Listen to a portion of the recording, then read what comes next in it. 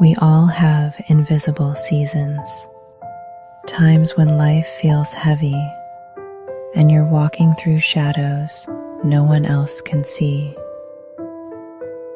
But you don't have to walk alone. Walk with Him.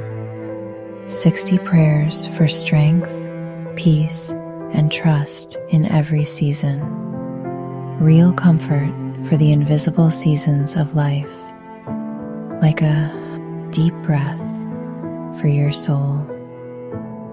Shop now at walkwithhimstore.etsy.com.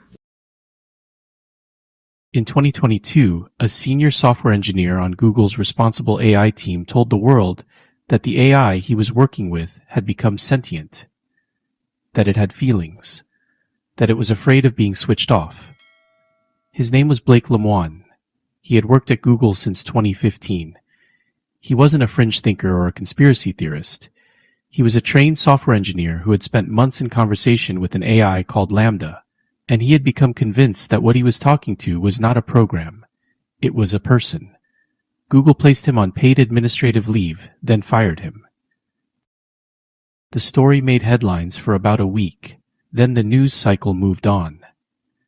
But the question Blake Lemoine was asking, the question that made his colleagues uncomfortable, the question that Google's legal team certainly did not want circulating, that question did not go away. What would it even mean for a machine to be human? And here is the question that no one in that boardroom was asking, the question Silicon Valley is simply not equipped to answer. Do we, the church, actually know what it means for us to be human? Because if we do not know the answer to that question, if we cannot give a clear, grounded, scripturally rooted answer, then we have nothing to say to the age we are living in. We become passengers, not prophets. That changes today. Welcome to Human, a Christian response to artificial intelligence, a Walk with Him series. Over the next 18 episodes, we are going to do something the church has been slow to do. We are going to look artificial intelligence directly in the eye, not with fear, not with uncritical excitement, but with the full weight of 2,000 years of Christian thought, and we are going to ask the questions that matter. We will talk about justice and power. We will talk about creativity and truth. We will talk about work, loneliness, warfare, and the shape of the church in a world being remade by machines.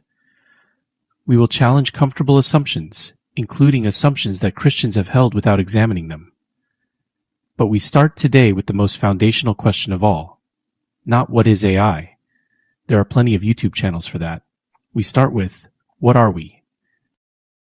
Because everything else, every ethical question, every pastoral concern, every warning we need to sound, rests on the answer to that question. Get this wrong, and we have nothing to stand on. Get it right, and we have everything we need. Genesis 1:26-27. Then God said, "Let us make mankind in our image, in our likeness, so that they may rule over the fish in the sea and the birds in the sky, over the livestock and all the wild animals, and over all the creatures that move along the ground."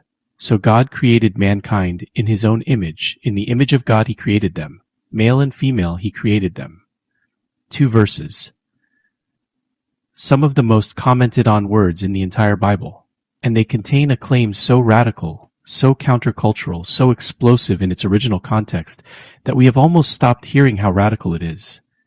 Every human being, not just kings, not just priests, not just the educated or the powerful or the morally impressive, every human being bears the image of God, the Imago Dei.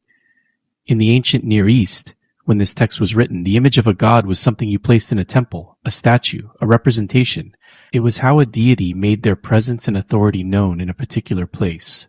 When a king conquered a new territory, he erected an image of himself, a carved likeness, as a declaration, "I rule here. My authority extends to this place." Genesis is making a staggering claim. God did not put a carved statue in His temple. He put you, with your doubts, your limitations, your ordinary Tuesday mornings, and your unremarkable commutes. You are the living, breathing, image-bearing representative of the Creator of the universe, placed on this earth to reflect His character, embody His values, and extend His reign. That is what you are. That is the baseline. That is where Christian thinking about humanity begins. Now hold that thought, because we need to bring it into the room where AI is being built. Here is what artificial intelligence can do that genuinely astonishes us. It can write poetry, it can compose music in the style of any composer who has ever lived. It can hold a conversation that feels warm, present, even wise. It can look at a medical scan and detect cancer that a human specialist missed.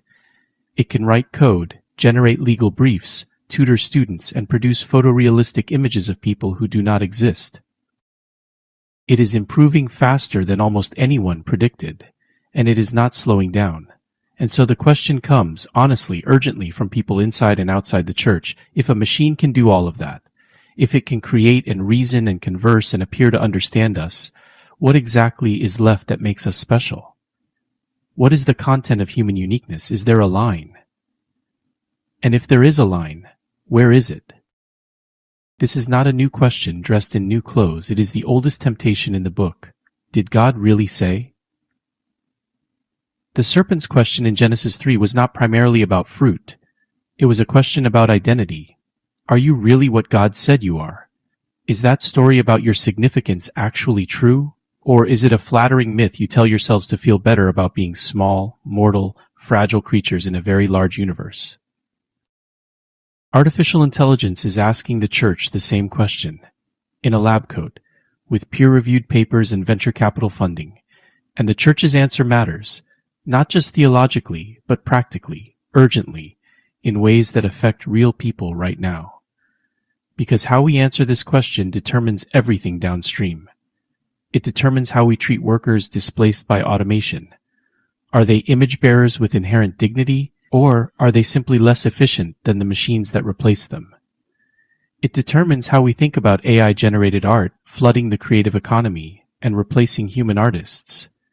Is creativity a distinctively human act, or just a computational process we happen to do with neurons instead of silicon? It determines whether we allow ourselves and our congregants to form emotional bonds with machines designed to simulate care, but incapable of giving it. It determines whether we hand the formation of our children's minds and souls over to recommendation algorithms, or whether we insist that formation requires something algorithms cannot provide: presence, sacrifice, love, covenant.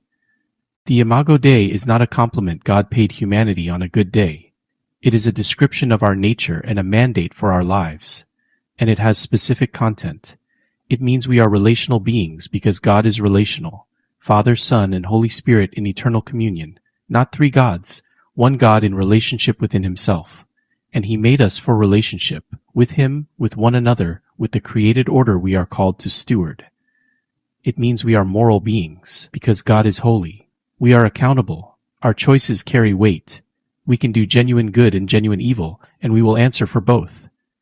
It means we are creative beings, because God is the creator.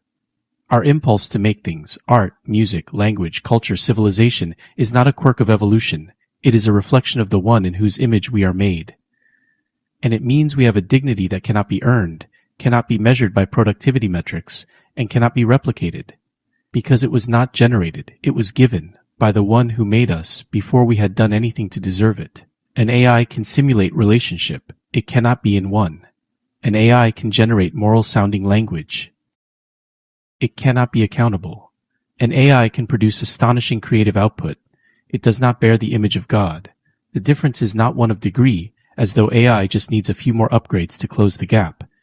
It is a difference of kind, of origin, of what kind of thing a human being actually is. But here is where I want to push us, and this is the uncomfortable part, so stay with me.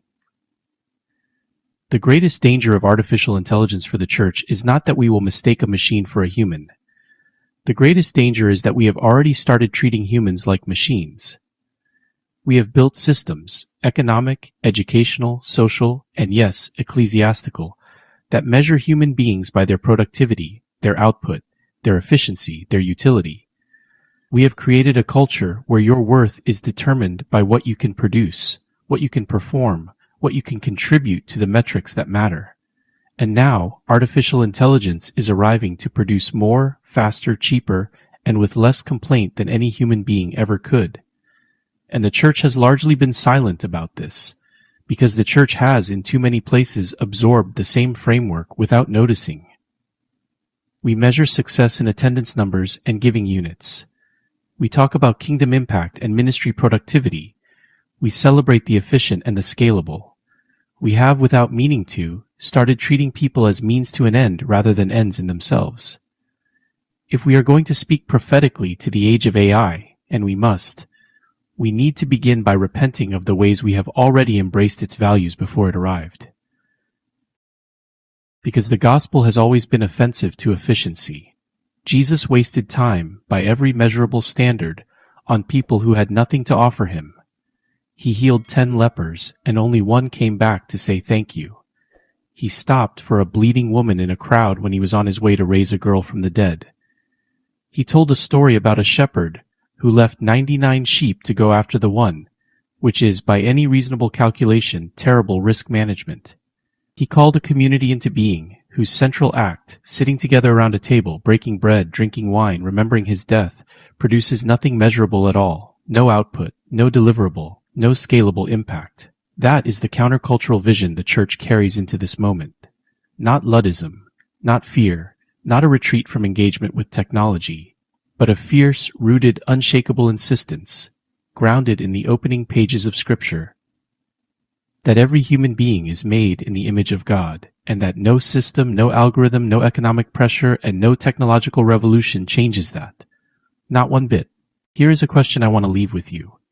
If you had to explain to someone, without using the word soul, without quoting a Bible verse, just in plain language, what makes a human being fundamentally different from the most sophisticated AI ever built, what would you say?